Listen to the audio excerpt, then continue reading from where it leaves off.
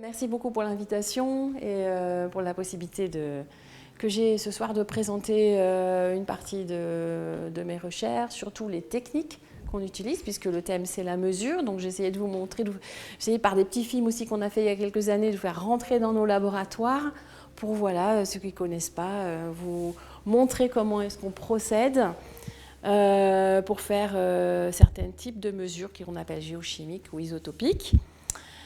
Et puis vous montrer quelques résultats qu'on a obtenus ces dernières années dans le cadre de quelques projets qui ont été évoqués en particulier. Et puis c'est des recherches en cours. C'est vrai qu'on commence que depuis quelques années, donc on a encore plein de questions. Et je suis sûre qu'il y a plein de questions auxquelles je ne saurais pas répondre, parce qu'on n'a pas encore voilà, assez de données. Mais voilà, ça me permet de vous montrer quand même, vous parler aussi d'une thématique qui me tient à cœur, qui concerne l'environnement. Donc j'ai intitulé cette présentation « Les pollutions invisibles liées aux nouvelles technologies ». Donc la mesure, comment est-ce qu'on mesure le lithium et comment on mesure ces isotopes et pourquoi dans les systèmes aquatiques, marins ou terrestres. Alors on y va.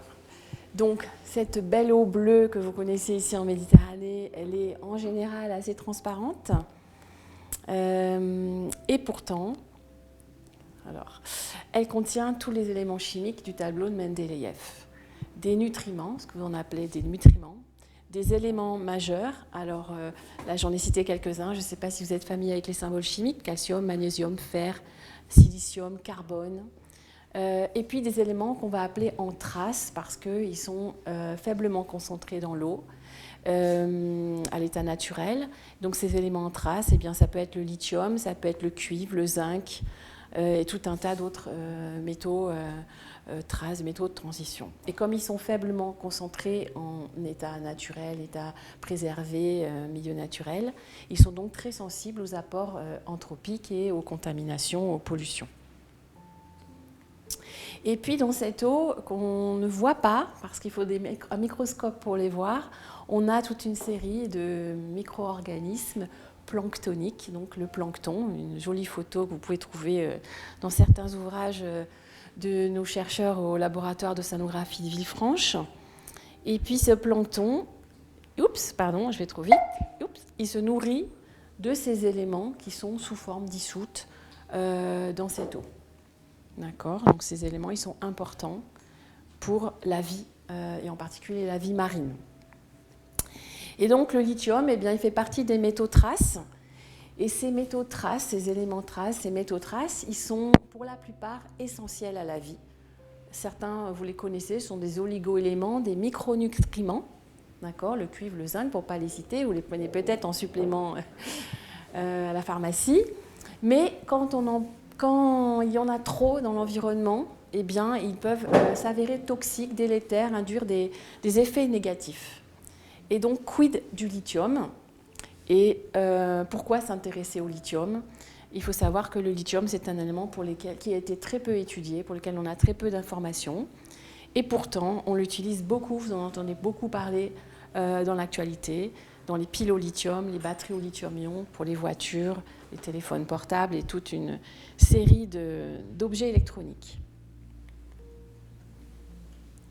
Ce lithium, je ne mets qu'une photo pour l'illustrer. On a très peu d'études sur sa toxicité en milieu naturel. Il y a énormément d'études sur le lithium en tant que médicament pour l'homme. Donc là, c'est vraiment des centaines d'articles scientifiques. Par contre, on connaît très peu son effet toxique dans le milieu, dans l'environnement. Donc là, il y a des études des années 70 aux 80, quelques études que vous pouvez trouver, ou sur des petits poissons, des petits crustacés modèles, donc des ménés à grosse tête ou petits crustacés Daphné et Dubia, qui sont des petits modèles classiques qu'on peut élever en laboratoire. Et bien ça, c'est le taux de survie. On voit qu'au-delà d'une certaine teneur en lithium, dans certaines conditions, là, je ne vais pas m'étaler trop là-dessus, mais c'est vrai que la concentration en sodium Na joue un rôle important. Et bien, on peut avoir soit pas d'effet du tout, soit, boum, le taux de survie qui descend à 0, donc soit très toxique. Et là, c'est quand même des concentrations, quand on compare à ce qu'on connaît dans le milieu naturel, qui sont quand même très très élevées, je vous rassure tout de suite. Mais on connaît son effet toxique quand même si, encore une fois, il n'est pas très étudié.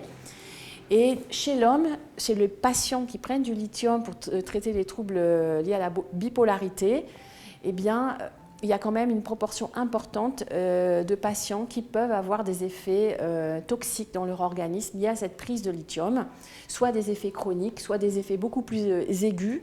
Ils peuvent être au niveau du cerveau, au niveau du rein, au niveau du cœur, il y a vraiment différents organes. Et c'est aussi une problématique actuelle pour les médecins et pour les chercheurs en médecine, d'essayer de comprendre pourquoi un individu va tout à fait accepter le lithium sans effet secondaire négatif et puis un autre ne peut pas en prendre parce qu'il y a trop d'effets négatifs. Voilà, donc ça, je ne vais pas parler de ça ce soir, mais sachez que c'est connu aussi de ce côté-là, son effet négatif. Inversement, il y a aussi un effet essentiel, puisqu'il y a quand même une bonne dizaine, quinzaine maintenant de publications qui montrent que le lithium dans l'eau de boisson apporte des effets positifs à l'homme, en particulier sur les états dépressifs ou autres. Voilà. Alors le lithium, qu'est-ce qu'on sait du lithium? D'abord, c'est un élément trace, on le trouve naturellement dans l'environnement. Donc là, je voulais quand même dire quelques mots avant de passer aux polluants, à la contamination, etc. Il est présent dans le milieu naturel, comme tous les éléments traces, d'accord? Pourquoi il est présent dans les rivières et dans le milieu côtier? Parce que les rivières amènent tous ces éléments dissous particuliers à la côte, via les estuaires en particulier. Eh bien, c'est à cause de l'érosion, l'altération des roches, des sols. Il est très enrichi dans certains types de roches sur nos continents, notamment les roches qu'on appelle silicatées, riches en silicium, donc les granites, les basaltes. Voilà, ces roches du manteau et roches de la croûte continentale sont riches en lithium.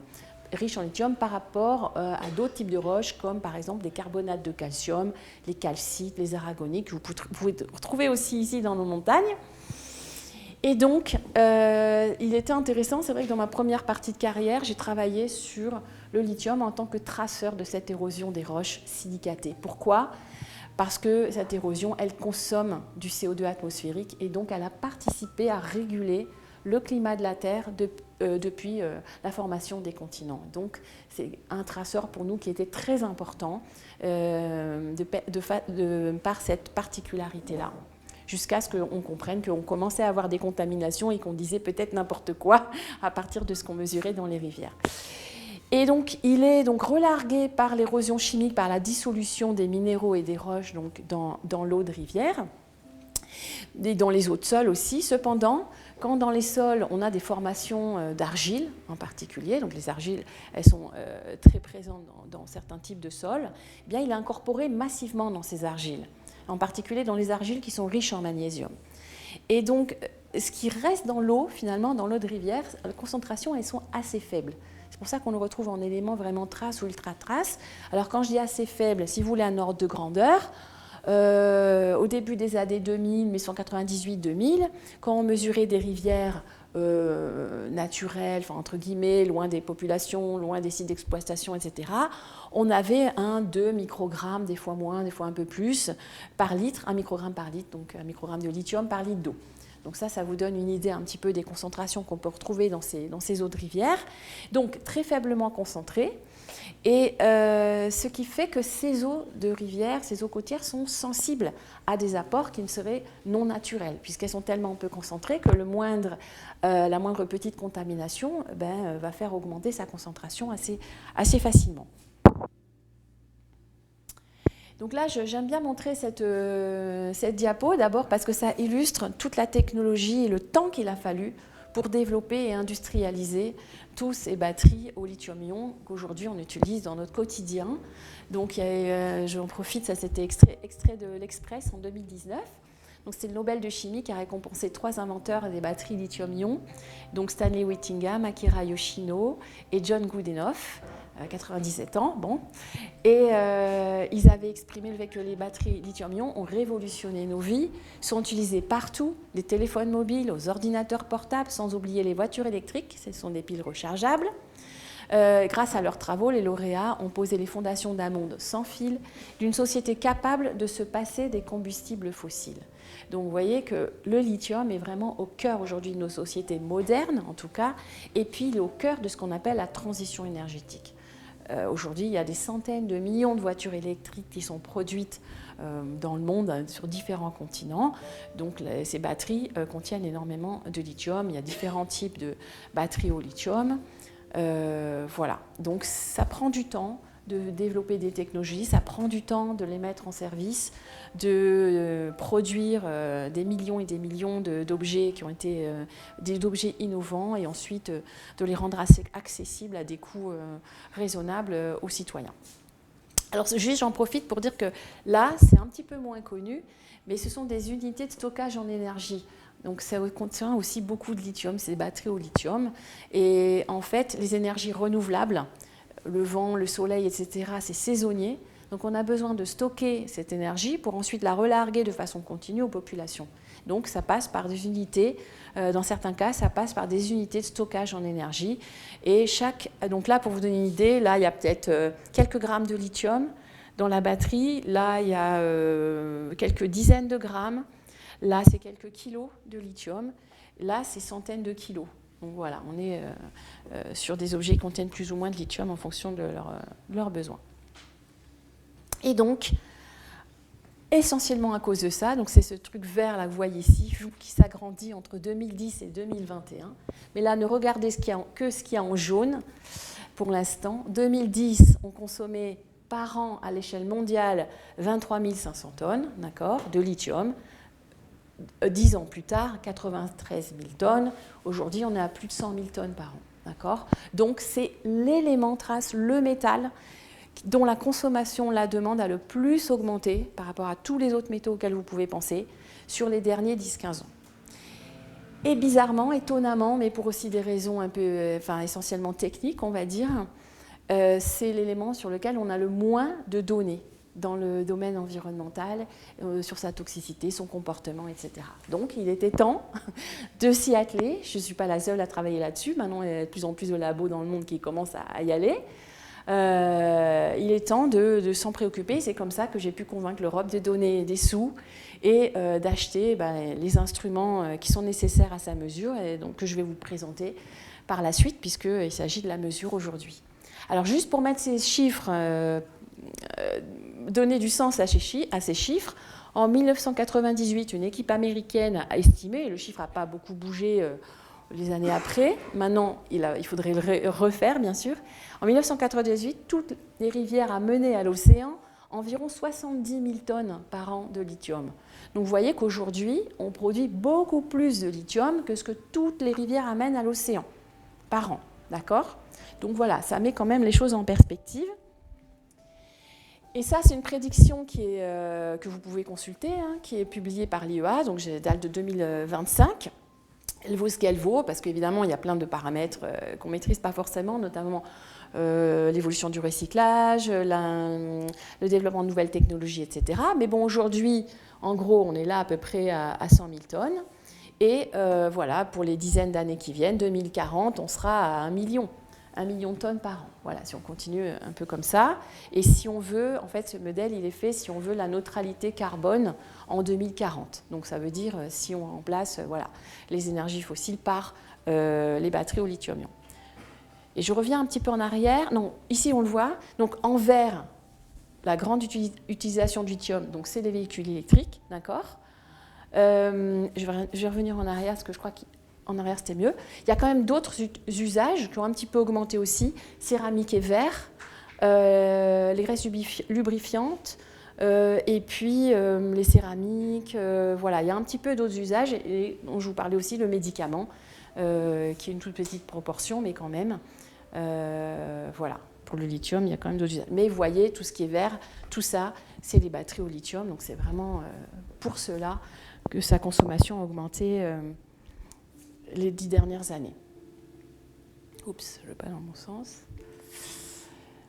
Alors, maintenant, quid du recyclage ? Alors, le temps de vie de ces objets, c'est quelques années. Le téléphone portable, l'ordinateur portable, et même les unités de stockage électriques, si on suit les articles d'économistes qui ont publié des ordres de grandeur et qui ont fait des quantifications, Donc ça veut dire quoi? On n'a que 1 à 10% du lithium qui est recyclé. On a énormément de déchets issus des produits électroniques, les déchets électroniques, les déchets de batteries au lithium, qui ne sont pas recyclés ou très peu recyclés à l'échelle mondiale. Et donc, il y a une augmentation, c'est ce qui est marqué ici, au début mesuré puis après prédite, de ces déchets électroniques et de ces déchets. Donc très peu de recyclage. Donc on produit beaucoup, on recycle très peu. Temps de vie de ces objets très court, donc on anticipe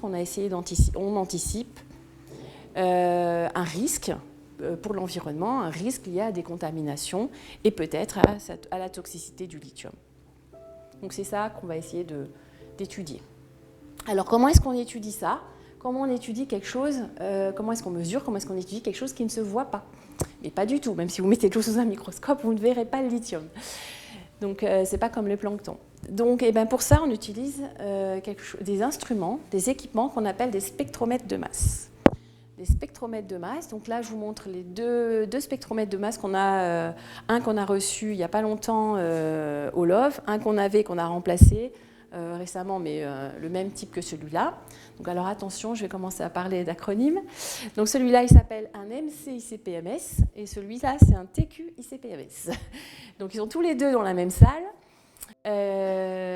Donc là, s'il y a plein de logos, c'est parce qu'on a eu des différents types de financement. Donc on est obligé, quand on parle de ces instruments, de remercier. C'est une façon de remercier les gens qui nous ont financés, bien sûr. Et puis, c'est à Villefranche-sur-Mer. Et si un jour vous avez l'occasion de venir visiter nos labos, vous les verrez. Donc, un MC-ICP-MS, c'est un spectromètre de masse, MS, à plasma, on va dire à plasma d'argon, à multicollection. Je vais vous expliquer un petit peu comment il fonctionne. Et celui-là, il sert à mesurer les isotopes du lithium. Donc voilà. Et celui-là, qui est beaucoup plus petit et beaucoup moins cher, s'appelle un triple quad ICP-MS, donc un spectromètre de masse toujours avec un plasma d'argon. Alors celui-là, il est utilisé pour mesurer les concentrations en lithium.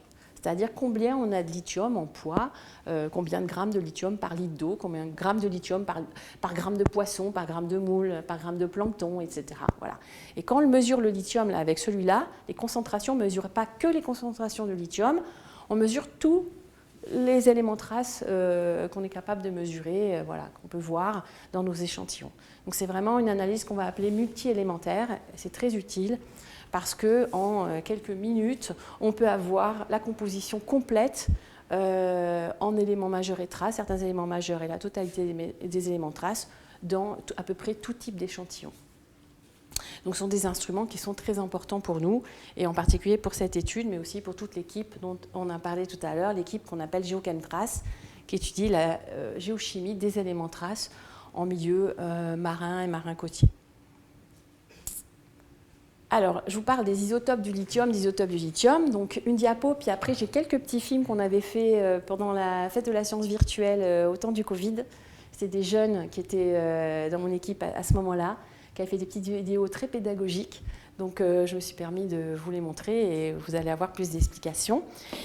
Mais voilà, le lithium, c'est un alcalin. Il a deux isotopes. Il existe sous deux formes, le 6-lithium et le 7-lithium. Et là, ce que je vais vous dire, parce que vous allez avoir l'explication plus détaillée après, c'est qu'on va reporter la composition. Quand on parle de composition isotopique d'un échantillon, qu'est-ce que c'est? Simplement le rapport de ces deux isotopes qu'on est capable de mesurer dans l'échantillon. Mais comme ça ne va pas nous parler, parce que ça va être 14,019236, et puis ça varie un tout petit peu sur le 5e ou 6e chiffre après la virgule. Donc ce qu'on fait, c'est qu'on normalise un standard, qu'on appelle LSVEC, peu importe.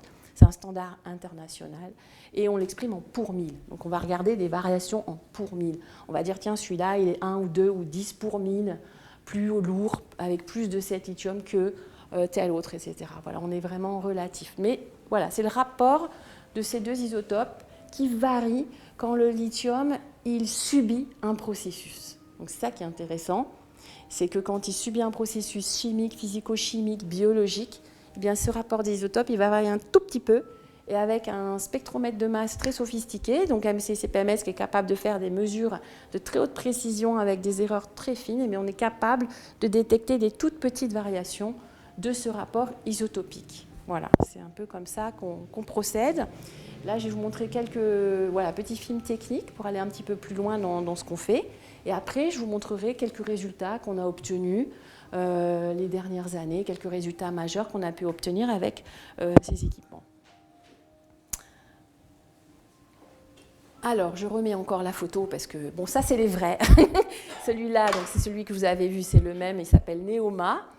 Et celui-là, voilà, celui qui a été remplacé, et il est particulièrement adapté pour les mesures multi-élémentaires aux matrices salées et biologiques. Ce sont des matrices avec beaucoup de sel, beaucoup d'anions, beaucoup de cations, donc on a besoin de technologies innovantes. C'est vraiment la dernière innovation, et la société, c'est Thermo Fisher Scientific. Et là, c'est juste pour vous montrer, quand ils l'ont installé, c'est vraiment quelque chose de... Celui-là, c'est l'installation du Neoma. Et c'est vraiment une opération qui dure plusieurs jours à plusieurs semaines, avec une grue, on a un aimant dedans qui pèse 1 tonne. Enfin, c'est vraiment extrêmement... l'installation est très, très fine, et on a besoin d'ingénieurs spécialisés de chez Thermo Fisher pour nous faire toute l'installation et vérifier ensuite qu'on a les bons résultats. Alors, je vous ai dit, ces deux machines, ces deux spectromètres de masse fonctionnent avec un plasma d'argon. Donc là, je voulais prendre un petit peu de temps pour vous expliquer pourquoi on utilise un plasma d'argon. Et ensuite, on a fait un petit film cet après-midi juste pour vous montrer ce que c'est un plasma d'argon. Donc, pourquoi un plasma d'argon? Et bien, en fait, vous allez voir que nos solutions d'échantillons sont injectées dans des plasmas de très haute température, plus supérieure à 6000 degrés C, parce que ça permet d'ioniser l'argon, ça permet d'ioniser tous les éléments qui sont présents dans cette solution.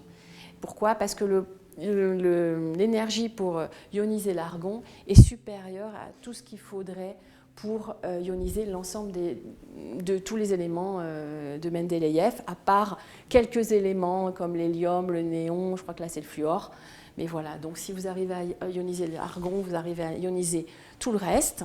Et donc, vous ionisez, ça veut dire quoi? Que cette énergie, elle est capable d'aller éjecter un électron de votre atome, d'accord? Et donc, vous avez des ions positifs.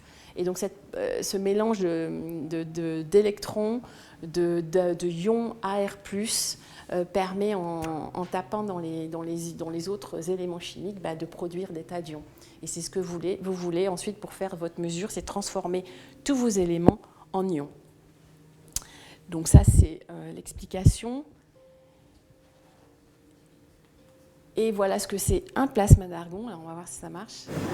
Oui. Donc là, on a une torche, c'est une torche. Et vous voyez, ce qui est vert là, c'est le plasma d'argon à très haute température, avec une bobine à induction qui permet de maintenir ce plasma.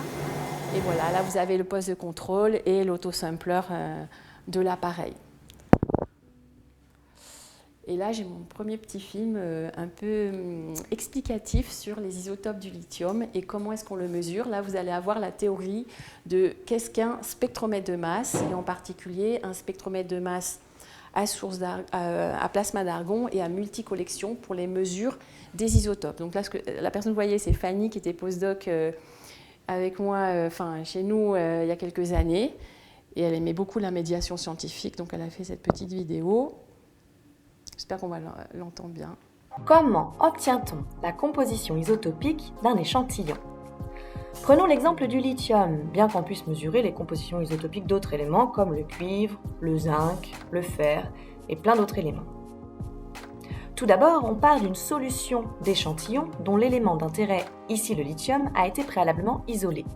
Cette solution passe à travers un nébuliseur, puis une chambre de nébulisation qui transforme l'échantillon en fines gouttelettes. Ensuite, la solution est vaporisée et ionisée via une torche plasma.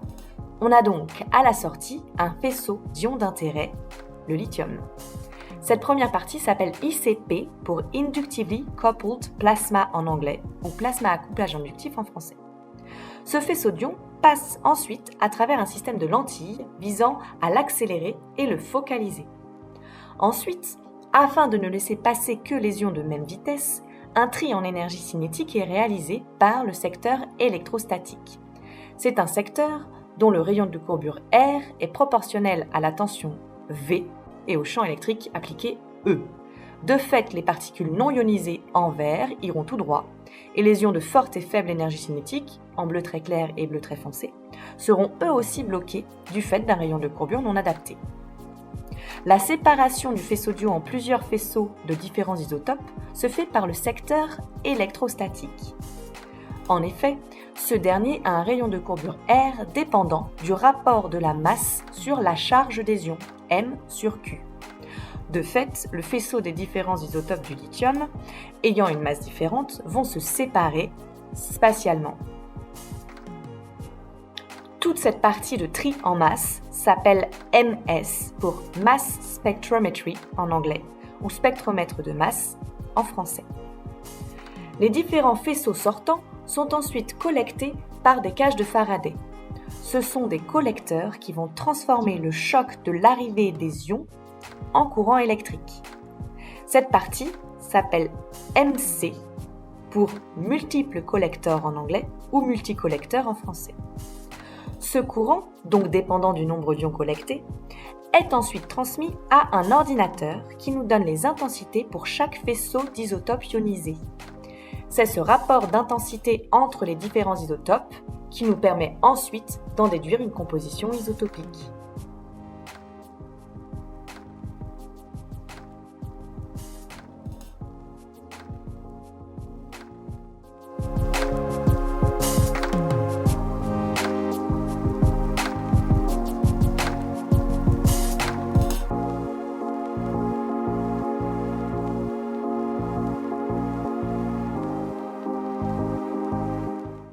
Donc, je résume, pour ceux qui n'ont pas suivi.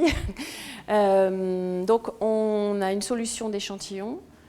On l'introduit dans un petit nébuliseur qui transforme cette solution en micro-gouttes, en aérosols. Ces aérosols sont insérés dans une torche à plasma, donc le fameux plasma d'argon. Donc, les éléments-là sont ionisés en ions positifs, d'accord ? Et donc, ce qu'on veut, nous, c'est séparer les isotopes et les mesurer à la fin, tout au bout du spectromètre de masse. Alors, qu'est-ce qu'on fait ? On met des plaques de potentiel de plus en plus négatives pour accélérer ces ions. D'accord ? On a besoin d'accélérer ces ions, donc ils ont une certaine vitesse. Le problème, c'est qu'ils n'ont pas tous exactement la même énergie, pas tous la même vitesse, et donc on va avoir un problème de détection à la fin. Donc il faut faire des tris en énergie. C'est pour ça qu'il y a un sélecteur électrostatique au début. Voilà, ça permet de trier en énergie le faisceau pour avoir un faisceau très bien focalisé, qu'on est capable de compter très précisément. Et ensuite, on a un secteur magnétique, c'est-à-dire un aimant. Et l'aimant, en fait, ce qui est hyper intéressant avec l'aimant, donc c'est un aimant comme ça qui est courbe, c'est que les isotopes légers, donc le 6 lithium, c'est 6 grammes par mol, il est plus léger que le 7 lithium, qui est 7 grammes par mol, d'accord ? Donc, si vous introduisez le 6 et le 7 dans un aimant, on n'a pas du tout à avoir le même rayon de courbure. Donc, en sortie d'aimant, ils sortent à deux positions différentes. On met de petites cages juste devant, donc on en a plusieurs des cages, c'est pour ça qu'on appelle ça multicollection. On collecte avec différents collecteurs, plusieurs collecteurs, et on les collecte en même temps. Et ça, c'est ça qui a fait toute la différence, parce que dans le plasma, ça bouge, il y a de l'énergie thermique, l'énergie cinétique, ça bouge dans tous les sens. Et donc ce qui se passe, c'est que ça bouge aussi dans le temps. Donc si vous mesurez les isotopes les uns après les autres, vous allez avoir une erreur que vous n'arriverez jamais à corriger en fait. Donc le fait de les mesurer en même temps, ils subissent tous les deux les mêmes effets, on va dire, au niveau du plasma, et donc vous améliorez l'erreur sur votre mesure significativement. Voilà, donc ça c'est rapidement la technologie qui a été mise en place au début des années, les premiers MCC-PMS probablement les années 2000, quelque chose comme ça. Et là, évidemment, on est sur des trucs très innovants parce qu'on descend beaucoup plus bas, on a un vide voilà, très poussé, on peut... À chaque fois qu'on a une nouvelle version, on a des améliorations dans nos mesures. Alors ça, c'est la partie mesure des isotopes. Mais ce que je ne vous ai pas encore dit, c'est que pour mesurer les isotopes du lithium, on ne peut pas juste mettre notre solution d'échantillon. On a besoin, avant, d'extraire le lithium de l'échantillon et de le purifier complètement de tout ce qu'il y a dans l'échantillon, de toutes les autres éléments, que ce soit des éléments chimiques, des molécules organiques, etc. Et donc ça se fait dans une salle blanche. On a 2 salles blanches au LOF. Donc là, c'est une photo qui illustre ces deux salles. Et là, vous voyez Laurine, une assistante ingénieure du projet Silly2Bio, qui est là et qui est en train de travailler. Et on utilise en fait pour séparer, donc c'est une salle blanche, c'est-à-dire c'est une salle qui est pressurisée, l'air qui rentre, il est filtré. Elle est à une température constante et on travaille sous haute avec des équipements de protection, à la fois pour nous protéger nous-mêmes parce que on utilise des acides forts, des produits potentiellement dangereux, mais aussi pour protéger nos échantillons, parce qu'on travaille sur des toutes petites quantités, ces éléments traces, donc il ne faut pas contaminer nos échantillons. Voilà, donc ça c'est pour la salle blanche. Et ce que vous voyez là, c'est des colonnes de résine. Donc j'ai un autre petit film, puisqu'on passe nos échantillons à travers ces colonnes, et c'est comme ça qu'on extrait le lithium pour ensuite analyser ces isotopes. Donc là j'ai un autre petit film qui vous explique cette procédure d'extraction du lithium de nos échantillons. Alors,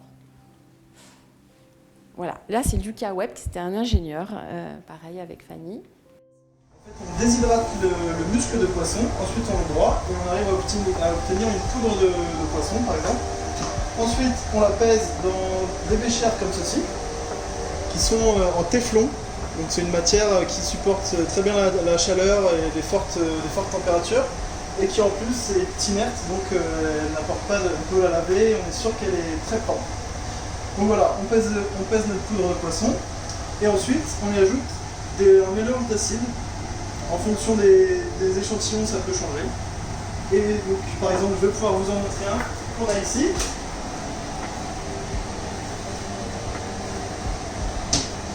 Qui est donc en train d'être dissous.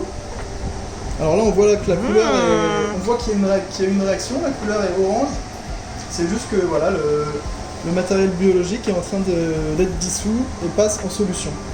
Donc à la fin, on n'a plus qu'une solution, il n'y a plus du tout de morceaux. D'accord. Donc voilà. Ok. Alors, à partir de ces solutions, on veut mesurer deux choses. On a d'abord les concentrations en métaux, donc le cuivre, le lithium, le zinc, mais on peut aussi mesurer tous les métaux qui existent. Et donc, on peut passer directement cette solution dans une grosse machine qui s'appelle une ICP. Et donc, ça va nous donner tous les métaux qu'elle contient et les mesurer. La deuxième chose, c'est l'isotopie. Qu'est-ce qu'un isotope ? Pour comprendre ce que c'est, revenons sur la notion d'atome. Un atome est une structure infiniment petite composée d'un noyau central et d'un nuage électronique. Le noyau central possède un nombre n de neutrons et z de protons. Le nuage électronique est composé de couches dans lesquelles les électrons se déplacent autour du noyau. Un atome est caractérisé par sa masse A, qui est la somme du nombre de neutrons et de protons qui constituent son noyau. La nomenclature utilisée est la suivante. Un élément X, un nombre de masse A et un numéro atomique Z. Un même élément possédera toujours le même numéro atomique. Par exemple, l'hydrogène a un numéro atomique de 1 et l'oxygène de 16 et le fer de 26. Pour savoir ce qu'est un isotope, prenons l'exemple du lithium. C'est un élément qui a 3 neutrons, 3 protons et 3 électrons. On l'appelle le lithium 6. Mais il peut aussi posséder un extra-neutron, comme vous le montre ce petit schéma. Le nombre total de neutrons est alors de 4. Il y a toujours 3 protons et toujours 3 électrons, ce qui porte sa masse à 7. On l'appelle le lithium 7. Le lithium 6 et le lithium 7 sont deux isotopes du lithium et diffèrent donc par leur nombre de masses. Notez que chaque lithium possède le même numéro atomique de 3, ce qui définit l'élément. Alors, pour mesurer la composition isotopique d'un échantillon, on doit purifier l'échantillon, c'est-à-dire qu'il faut qu'il n'y ait que l'élément qu'on cherche à mesurer.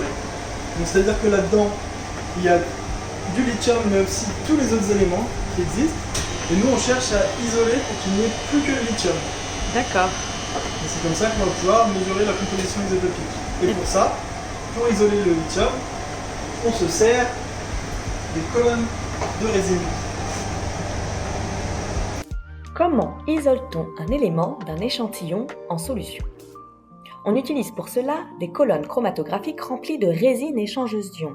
La chromatographie échangeuse d'ions permet de séparer et purifier des éléments d'intérêt, ici le lithium, du reste d'une solution. Une chromatographie sépare les éléments sur le principe d'une différence d'affinité entre deux phases, ici une résine et un échantillon en solution. La résine est constituée d'un support inerte et d'une partie fonctionnelle. Ici le support inerte. La phase fonctionnelle sépare les éléments et est composée d'un ion fixé au support et d'un contre-ion mobile attaché à l'ion fixe. Et selon si ce contre-ion mobile s'échange avec des anions ou des cations, on parle de résine échangeuse de cations ou échangeuse d'anions. Lorsque l'échantillon en solution est en contact avec la résine, selon les propriétés de chaque ion, ils vont plus ou moins s'échanger avec les contre-ions de cette résine. Et ce sont ces différences d'affinité des ions pour la résine qui permettent leur séparation. Chaque ion ayant une affinité différente, ils vont descendre plus ou moins rapidement lors de l'élution. Admettons qu'on charge un petit volume d'un échantillon en solution sur la colonne. Il va rentrer dans la résine et rester en haut de la colonne. Puis, on va passer d'une solution d'élution ou un éluant, plus les ions vont se séparer sur la colonne. Par exemple, avec un premier volume d'élution, on peut voir ici que l'échantillon est séparé en 3. Une portion bleue qui a avancé très vite et qui contient tous les ions qui ne s'attachent pas à la résine. Une portion rose, on peut imaginer que c'est le lithium, et une portion verte, on peut imaginer que c'est un autre ion comme le sodium. Après un second volume d'élution, la portion bleue est éliminée et a passé à travers toute la résine. Après un troisième volume d'élution, on collecte notre fraction d'intérêt, qui est la fraction rose, qui est le lithium, et qui est isolé des autres ions de l'échantillon. Enfin, on élue le reste qui ne nous intéresse pas pour laver la colonne.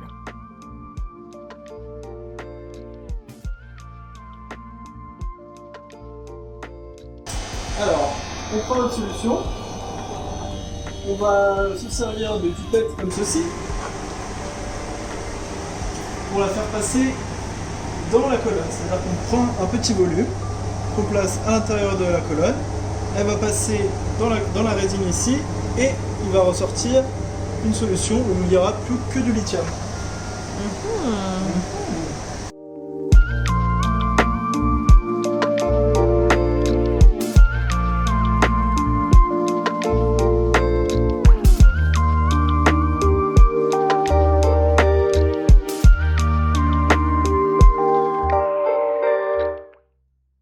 C'était pour vous montrer un petit peu dans quelles conditions on travaille et comment on sépare et on extrait le lithium, comment on le purifie, sachant qu'on a des contraintes fortes. Il nous faut 100% du lithium, sinon on biaise le rapport isotopique. Il nous faut une pureté complètement complète du lithium, sinon on a des erreurs à la mesure isotopique, donc on a beaucoup de contraintes derrière. Mais le principe de base, vous l'avez eu sur ces colonnes de résine échangeuses d'ions, tout simplement. Donc après, rapidement, pour vous montrer comment est-ce qu'on valide nos mesures, on valide nos mesures. Donc ça, c'est du delta 7 lithium, donc c'est un rapport isotopique normalisé à un standard en pour 1000, peu importe. Là, c'est juste pour vous dire qu'on passe des standards, on appelle ça des matériaux de référence, et on les compare avec ce que trouvent d'autres laboratoires, et on intercale, comme ça, on intercalibre, nos mesures avec d'autres laboratoires dans le monde et on essaye d'avoir les meilleures erreurs possibles. Donc là, on a un standard de plancton, on a un autre standard biologique, je crois que c'est des os de vaches calcinées, et on a de l'eau de mer qui nous sert beaucoup pour le lithium, pour valider notre séparation chimique en particulier. Donc voilà comment est-ce qu'on procède pour les mesures élémentaires et les mesures isotopiques du lithium. Et maintenant, on va passer à quelques résultats quand même, pour revenir à la thématique initiale, qui est le lithium dans l'environnement. Donc d'abord, je passe quelques résultats en lien avec les concentrations qu'on a mesurées en lithium, soit qu'on avait fait au LOF, soit qu'on a fait en collaboration avec d'autres équipes. Et là, en particulier, c'est une collaboration avec des chercheurs coréens à Séoul, qui est traversé par une rivière, un fleuve qui s'appelle le fleuve Han. Et donc, je reviendrai là-dessus tout à l'heure. Mais là, c'est juste pour vous montrer qu'on a à mesurer les concentrations en lithium dans les eaux usées, et en particulier dans les eaux usées en amont et en aval des usines de traitement des eaux. Donc il y avait 5 usines de traitement des eaux. Et là, ce que vous voyez dans ce graphe, il faut juste regarder les points jaunes, donc c'est les résultats pour les eaux usées des 5 usines de traitement. Eh bien, la concentration en lithium dans l'eau qui arrive et dans l'eau qui sort de ces usines est exactement la même. C'est pour ça que ces points s'alignent sur une droite de pente 1. Ça veut dire quoi? Que le lithium qui rentre égale le lithium qui sort. Donc, il y a une inefficacité complète, totale, du traitement des eaux sur le lithium. D'accord? En tout cas, dans cette agglomération-là. Personne ne l'a fait ailleurs jusqu'à présent. Sachez que nous sommes en train d'analyser les eaux usées d'Aliotis à Nice, et nous avons aussi quelques résultats sur les eaux usées de Paris. Et je ne peux pas vous en dire plus, c'est en cours de mesure. Mais voilà, on est en train d'essayer d'aller beaucoup plus loin dans ce domaine, puisque les eaux usées, bien sûr, c'est important quand on essaye de s'attaquer aux contaminations et aux activités et aux apports anthropiques. Alors, juste pour dire quand même que ce qu'on voit dans ces eaux usées, ce qu'on observe, cette non-efficacité, elle est quand même assez logique par rapport à ce qu'on connaît du lithium, de son comportement. C'est un élément très mobile, il est sous forme d'ion entouré de molécules d'eau, il s'absorbe très peu, voilà, il est très stable, quel que soit le pH de l'eau, quelle que soit la température, quels que soient les ions majeurs en présence, il n'y a pas d'effet de spéciation, de redox, etc. Donc, c'est quand même assez logique, une fois qu'il est dans l'eau, ce n'est pas évident du tout de l'extraire. Nous avons aussi procédé, puisqu'on est parti de zéro, dès qu'on a commencé à développer les méthodes de mesure de concentration de lithium. Là, à cette époque-là, c'était en collaboration avec le LIEN, c'est un laboratoire à La Rochelle. Nous sommes dépêchés de faire la première base de données dans toutes les espèces marines et marines côtières auxquelles on avait accès assez facilement. Donc on a utilisé trois zones biogéographiques différentes, le golfe de Gascogne, les îles Kerguelen et la Nouvelle-Calédonie. Donc c'est des eaux essentiellement côtières.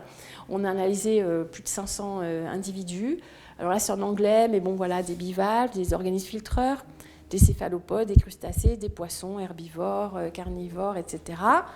L'idée, c'était vite, on se dépêche, on veut absolument avoir une sorte de background, d'état de référence à l'année de l'échantillonnage de ces espèces, d'accord, pour ensuite pouvoir voir comment ça évolue dans le temps. Il nous faut forcément des références, puisque comme je dis, le lithium, il est naturellement présent dans l'environnement, donc il faut bien partir de quelque chose pour pouvoir ensuite observer l'évolution et voire prédire le futur.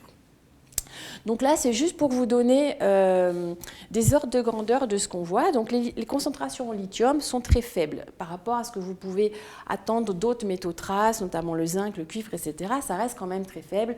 Ce n'est pas un micronutriment, ça se voit. Donc en gros, c'est entre 1 microgramme par gramme, donc de poids sec, à moins de 0,01 microgramme par gramme. On est vraiment sur des traces ultra-traces. Et ça explique aussi pourquoi les laboratoires, les observatoires ne l'ont pas mis en place dans leur suivi de contaminants. D'abord, il y a 20 ans, ce n'était pas un contaminant potentiel. Et puis, deuxièmement, il était difficile à mesurer. Il est extrêmement peu concentré. Donc, il fallait aussi des instruments qui soient capables de pouvoir faire ces mesures. Ce qu'on voit aussi tout de suite là, puisque chaque point, les points, vous voyez, sont très variés, il y a une grande gamme de concentration, donc on voit qu'il y a un effet physiologique. Le lithium ne va pas de la même façon dans les muscles, dans les reins, dans le foie, dans les branchies, etc., dans le cerveau.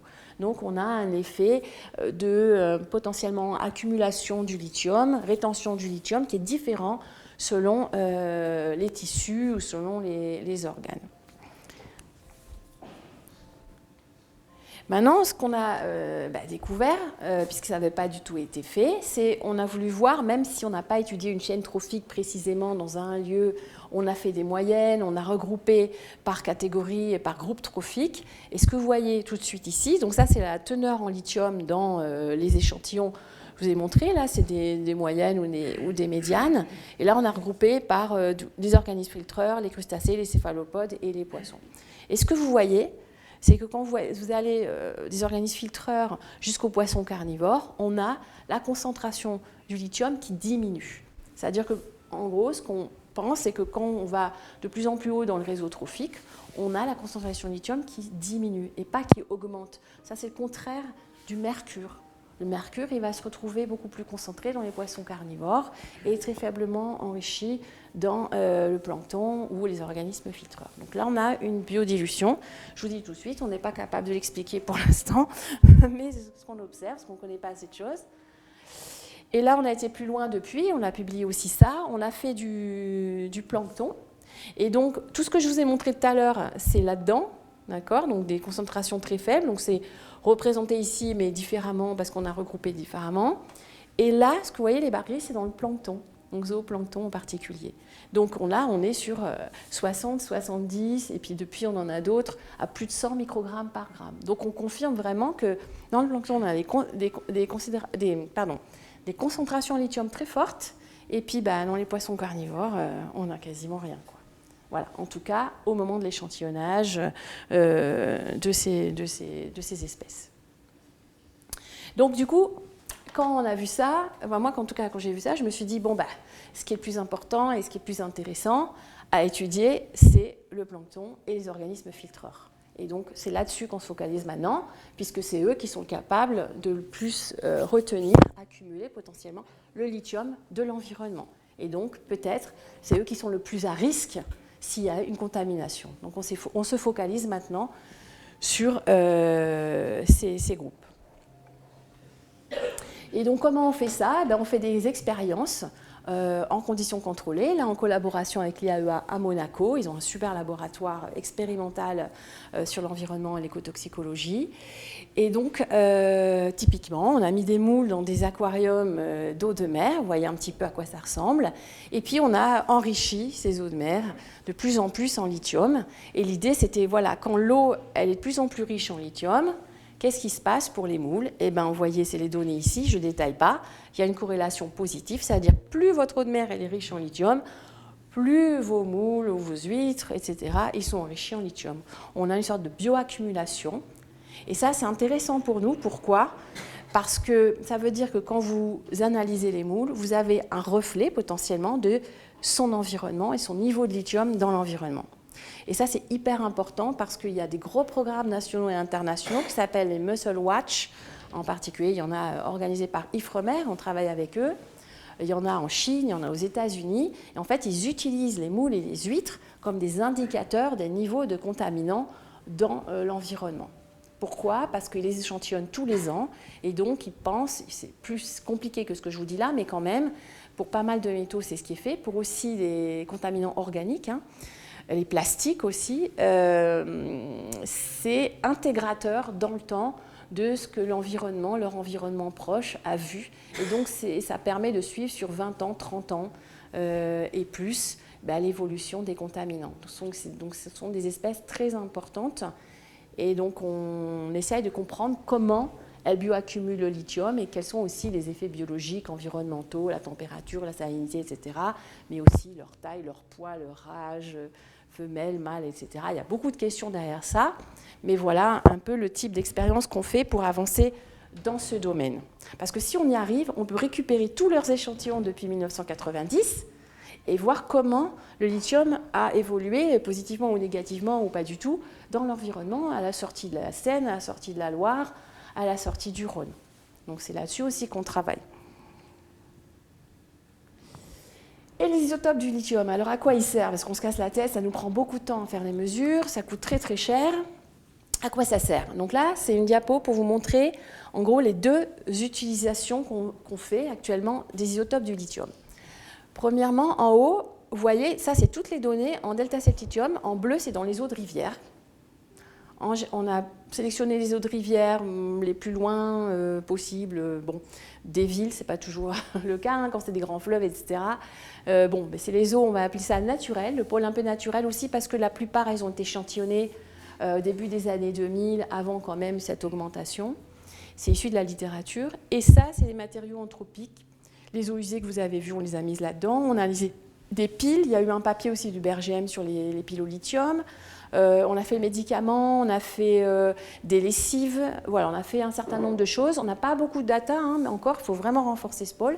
Mais ce que vous voyez tout de suite, c'est que les distributions des données sont complètement différentes. Ça veut dire, en gros, le delta 7 moyen est très différent. Donc, quand vous avez quelque chose anthropique, c'est-à-dire fait par l'homme ou issu de l'activité humaine, vous avez une signature isotopique différente du milieu naturel. Et ça s'explique très très bien. C'est tout à fait cohérent avec ce qu'on sait. Le lithium, la source du lithium, sont des roches comme du manteau, des roches de la croûte continentale, qui sont avec des delta 7 lithium très bas. Donc c'est logique qu'on retrouve finalement les matériaux avec ces signatures isotopiques-là. Et puis les eaux naturelles, elles sont en général avec des delta 7 lithium très élevés, parce que les argiles qui se forment dans les sols, dont je vous parlais tout à l'heure, eh bien, en fait, elles vont piéger préférentiellement l'isotope léger, le 6. Et donc, du coup, par bilan, ce qui reste dans l'eau, c'est super riche en 7. Donc, le delta 7, il grimpe. Donc, voilà. Donc, ça nous aide. Je ne dis pas que c'est une signature comme ça, hop, on va avoir le delta 7, on va savoir si c'est contaminant ou pas, mais combiné à d'autres marqueurs, ça nous aide à quantifier les contaminations dans l'eau en particulier. Le deuxième aspect, pourquoi on fait des isotopes, c'est parce que ces isotopes, donc ils sont stables, ils sont légers, ils fractionnent, le rapport bouge quand le lithium est incorporé par des organismes vivants. Et donc ça, c'est hyper intéressant parce que ça nous permet de mieux étudier la bioaccumulation, de quantifier, on fait ensuite des petits modèles, je vous montrerai rapidement tout à l'heure, pour quantifier les flux entrants, les flux sortants, comprendre quand les moules elles sont face à une pollution, comment est-ce qu'elles vont réagir, est-ce qu'elles vont augmenter leur excrétion, est-ce qu'elles vont réduire leur entrée, voilà, ça nous permet vraiment de faire des modélisations du comportement des espèces que nous étudions, des espèces d'intérêt face à une contamination en lithium. Alors, voilà, je reviens sur Séoul parce que c'était assez marquant l'utilisation des isotopes. Donc ça, vous voyez, le bassin du fleuve Han, ça c'est la ville du Séoul. Ces deux rivières traversent ici des zones très dépeuplées et arrivent à un barrage ici en amont de l'agglomération. Et puis, hop, ça va vers l'ouest et ça traverse toute l'agglomération. Et ce qu'on a observé, c'est que les concentrations de lithium dans ces rivières, là, bleues, il y a les points bleus, les points verts, où il y a très peu d'activité humaine, sont très faibles. Et puis à partir du moment où ils arrivent au barrage, ils traversent la ville de Séoul, flouc, on a une augmentation, on multiplie par 6 la concentration en lithium, d'accord, sur moins de 50 km, en même temps que l'augmentation de la densité de population. Donc ça nous a interpellés. Ce n'est pas parce que ça augmente que c'est forcément de la contamination, d'accord ? Parce qu'en fonction du climat, il y a plein de paramètres naturels qui pourraient éventuellement expliquer ça. Et c'est là où les isotopes ont été super intéressants. On a mesuré les isotopes du lithium dans exactement les mêmes échantillons. Là, j'ai reporté les eaux usées qu'on avait fait, que je vous ai montré tout à l'heure, c'est les points jaunes. Et vous voyez que vous avez une seule, on va dire, relation entre le delta 7 lithium et la concentration lithium des eaux. Et ça, c'est hyper intéressant pour nous parce que ça se modélise hyper simplement par un modèle de mélange entre deux sources. La source naturelle, elle a un delta 7 hyper élevé à cause des argiles qui se forment dans les sols et donc les eaux sont hyper élevées. Là, c'est vraiment parlant parce qu'on a des eaux à 40 pour 1000, c'est dans les eaux avec un delta 7 les plus élevés, il y en a ailleurs, mais c'est quand même assez significatif.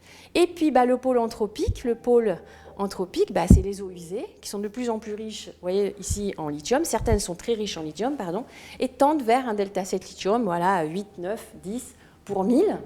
Et nous, on a analysé des trucs, on essayait de voir un peu ce que ça pouvait être, mais on n'a pas trouvé puisque tout est un peu mélangé, et puis on n'a pas assez de données, et puis il y a quand même des gammes de variations importantes. Mais quand même, globalement, on est sur quelque chose qui colle avec ce qu'on mesure dans les piles au lithium, les médicaments. Le médicament, c'est en rose. Ça, c'est des eaux issues d'industries d'alimentation et des lessives. Donc, voilà. Et on a évidemment plusieurs hypothèses pour expliquer ce qu'on observe dans les eaux usées, mais il faut faire plus d'études pour vraiment expliquer cette tendance. Mais ce qui est important pour moi ici, c'est de vous montrer l'intérêt du delta 7 lithium. Ça démontre qu'on a cet enrichissement dans les eaux, donc les eaux grises, cet enrichissement en lithium qu'on a observé à Séoul dans le fleuve Han, et s'accompagne d'une baisse en delta 7 lithium. Il est cohérent avec ce mélange à deux pôles, un pôle naturel, un pôle anthropique. Donc pour nous, L'isotope du lithium nous aide à démontrer que l'enrichissement il est lié aux eaux usées, il est lié à une contamination en lithium. Donc ça, c'est quand même intéressant. Et là, aujourd'hui, voilà ce qu'on étudie, l'Europe. Donc, je ne peux pas vous montrer encore trop de résultats, mais on travaille avec Tara Europa. Donc, vous avez tous entendu parler, je pense, des expéditions Tara. Eh bien, ils ont fait toute une expédition en Europe en 2023-2024, et c'est génial parce qu'ils ont échantillonné 188 stations sur toutes les côtes européennes, quasiment, donc la Baltique, mer du Nord, Atlantique, Méditerranée. Donc on a tous ces échantillons dans nos labos. Et on a en fait aussi des estuaires en gradient de salinité, on a énormément de choses, on est en train de les analyser. Pourquoi ? Parce que l'océan n'est pas un réservoir isolé, et les rivières apportent à l'océan des nutriments et des polluants. Et pour le lithium, c'est surtout les zones côtières qui sont importantes, parce que dès que vous éloignez de la côte, vous allez vers le large, vous retrouvez la valeur de l'océan. Et la valeur de l'océan, elle est unique, parce que le temps de résidence du lithium dans l'océan, c'est 1 million d'années, peut-être même un peu plus. Donc il a eu le temps de faire 1000 fois le tour de la Terre, le temps de mélanger de masse d'eau océanique, c'est 1500 ans. Donc il y a quand même peu de chances qu'on contamine l'océan entier. C'est pour ça aussi qu'on se focalise sur les côtes, sur les littoraux, là où les rivières apportent les contaminants, et là aussi où les écosystèmes sont hyper précieux pour y rendre des services économiques et très importants. Il y a aussi, par exemple, ici les Posidonies, qui sont vraiment source de biodiversité très importante et qui jouent un rôle écologique très important. Donc voilà pourquoi, attention, on n'est que sur les littoraux et sur le milieu côtier. Et donc l'idée, c'est de comprendre de quantifier avec les isotopes. Et voilà, est-ce qu'aujourd'hui ou en 2023-2024, quand ces échantillons ont été analysés, quels sont les niveaux de contamination en Europe ? Et je crois que je termine par cette diapo. Là, c'est pour montrer rapidement une illustration de ce qu'on fait aussi au niveau biologique. En travaillant avec des écotoxicologues. En fait, quand on a mis nos moules dans ces aquariums enrichis en lithium, on a aussi mesuré les isotopes. Et ce qui est intéressant, là, c'est un grand delta, c'est juste pour vous montrer, c'est qu'il y a une différence. Quand c'est 0, ça veut dire que la moule, elle a la même composition isotopique que l'eau. L'eau, elle est à 0, voilà. Et là, on voit que dans les moules qui sont enrichis en lithium, d'accord, eh ben, on a une variation isotopique de ces moules. Et ça, c'est hyper intéressant parce que ça nous permet de mettre ces données dans un petit modèle où on a les flux entrants, les flux sortants, un temps de résidence du lithium dans les moules, etc.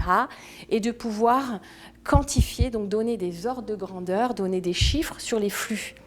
Et donc là, par exemple, vous avez... j'ai pas mis les flux. Mais ça nous permet de quantifier les flux entrants, les flux sortants, par exemple en nanogrammes de lithium par heure qui rentrent dans la moule. Donc si on a les isotopes, ça nous permet d'avoir un modèle plus contraint, avec plus de paramètres connus, mesurés, et donc d'affiner un peu nos quantifications. Et donc ça nous permet par exemple de voir que quand on a beaucoup de lithium dans l'eau, on a un flux d'excrétion du lithium de la moule qui est plus fort. Mais de combien plus fort, de quantifier, de mettre des chiffres en fait. Même si évidemment il y a des erreurs, des incertitudes, etc. Mais après on peut faire des simulations, on peut refaire des expériences, etc. Donc ça c'est aussi très important pour nous pour comprendre le comportement des espèces qu'on étudie quand elles font face à une contamination en lithium. Et donc aussi d'interpréter leurs mesures en lithium en termes de combien il y avait de lithium dans l'environnement au moment où elles étaient dans leur milieu de vie. Voilà, donc les enjeux du lithium, c'est un élément au cœur de la transition énergétique, c'est un contaminant émergent qu'on commence à surveiller sur les côtes, un métal dont les isotopes sont parfaitement mesurables et qui aide à quantifier les pollutions anthropiques et leurs effets. Et enfin, c'est un métal trace, donc un élément trace, dont l'impact sur la santé des organismes marins, marins côtiers et des populations humaines reste à établir. Et je dis ça parce qu'on mange des moules, des poissons, etc. Et donc voilà, il est important de comprendre si on aurait un risque à manger des produits de la mer qui sont très contaminés en lithium ou pas. Voilà, donc je vous remercie. Je vous ai mis ça parce qu'on a un site web lié au projet Sidi2Bio où on met ce qu'on fait. On fait des actions avec les écoles, les lycées, on a des publications, des conférences. Donc si ça vous intéresse, n'hésitez pas à nous suivre. Merci beaucoup.